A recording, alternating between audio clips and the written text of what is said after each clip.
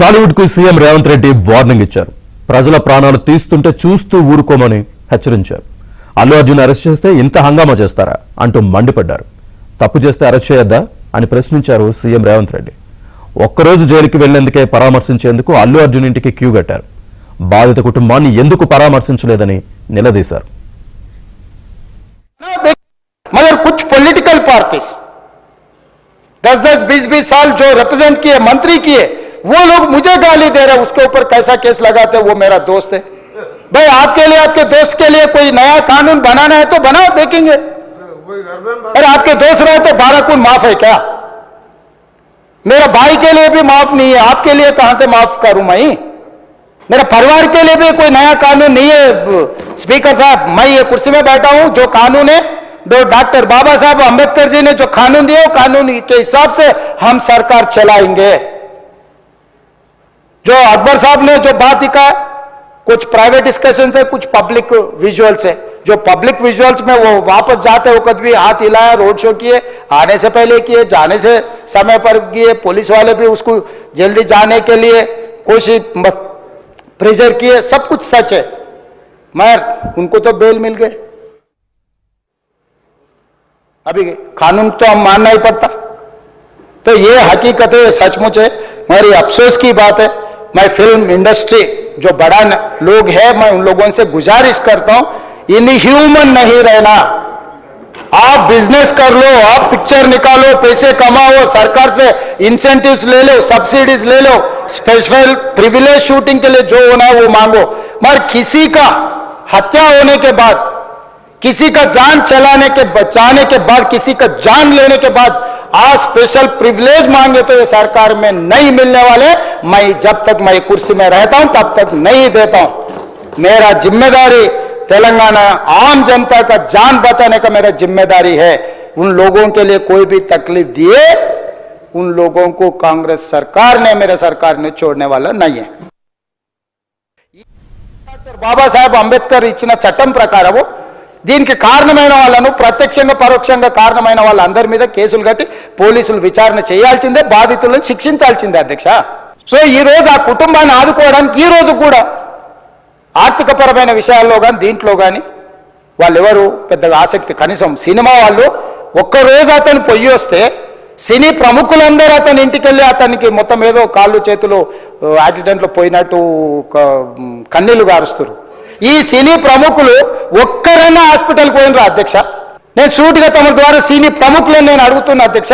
తల్లి చనిపోయి 9 సంవత్సరాల పిల్లగాడు బ్రెయిన్ డెడ్ అయ్యి ఆక్సిజన్ అందక 20 రోజుల నుంచి హాస్పిటల్లో కోమాలో ఉంటే ఈ సినీ ప్రముఖులు ఒక్క రోజు కోసం పోలీస్ స్టేషన్ పోయిన ఇంటికాడ క్యూ కట్టి ప్రభుత్వాన్ని తిడుతున్నారు, నన్ను తిడుతున్నారు, అతన్ని పరామర్శిస్తున్నారు. ఏమైంది అధ్యక్ష? అతను కాలు పోయిందా, కన్ను పోయిందా, చేయి పోయిందా, ఏమైనా కిడ్నీలు దెబ్బతిన్నా, ఏమైంది? అతన్ని ఇంతమంది సినీ ప్రముఖులు పరామర్శించారు, కలిసిండ్రు, అభినందించారు. కానీ ఆ పిల్లగాన్ని కనీసమన్నా పరామర్శించడానికి సినీ ప్రముఖులు ముందుకు రాలేదంటే సినిమా ఇండస్ట్రీలో ఉన్న ప్రముఖులు ఏం ఆలోచన చేస్తుండ్రో, ఏం కోరుకుంటుండ్రో నాకైతే తెలియదు.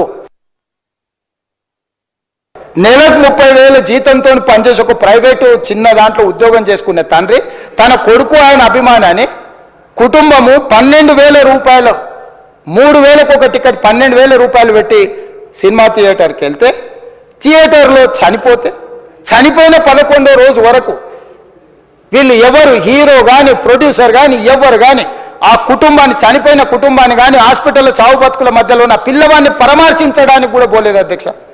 ఇది ఏ రకమైన మానవత్వం అధ్యక్ష? నాకు అర్థం కాలే.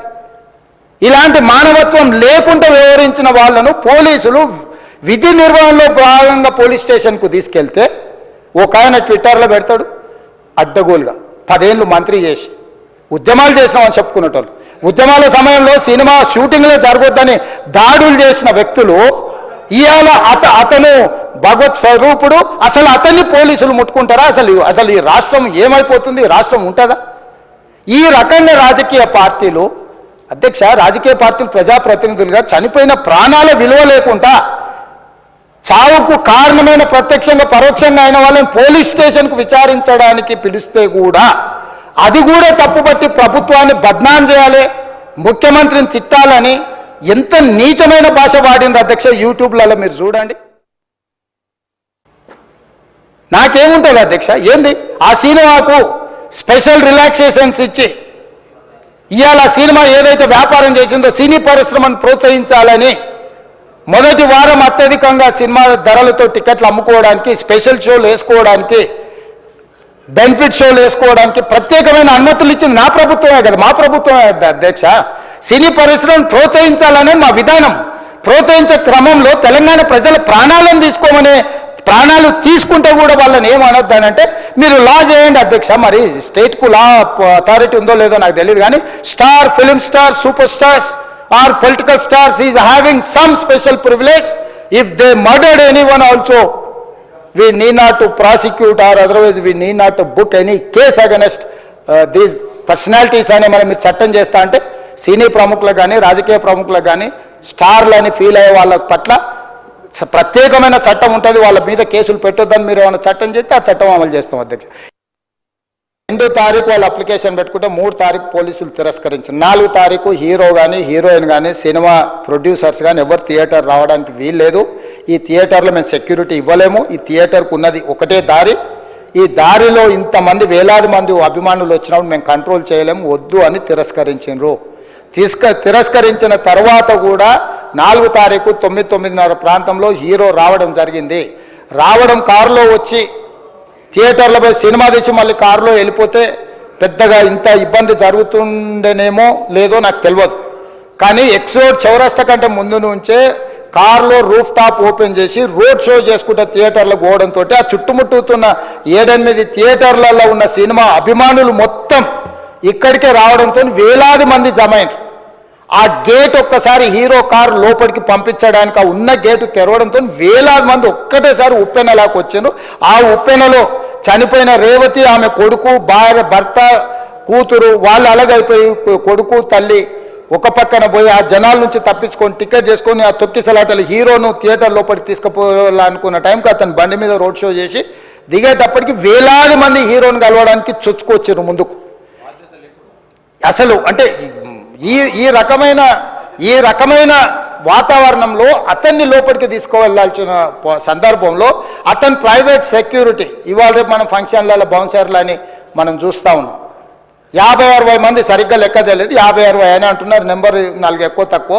ఆ బౌన్సర్లు అందరు మీదికి వచ్చే అందరు అభిమానులను విపరీతంగా అడ్డంగా ఎట్లా పడితే అట్లా తోయడంతో అటు నుంచి అభిమానులు హీరోని చూడాలి, కలవాలని ఒకవైపు నుంచి వాళ్ళని హీరో దగ్గరికే రానియొద్దని ఆయన ప్రైవేట్ సెక్యూరిటీ వెనక్కి నెట్టడం వల్ల ఈ తొక్కిసలాటలో హీరో థియేటర్కి వెళ్ళి లోపలికి వెళ్ళి చూసినాక పోలీసులు ఈ మొత్తం క్రౌడ్ని, ఈ మొత్తం అక్కడ ఉన్న జమైన జనాలను అందరిని కూడా తీస్తే ఒక తల్లి కొడుకు అక్కడ శవాలుగా పడి ఉన్నారు.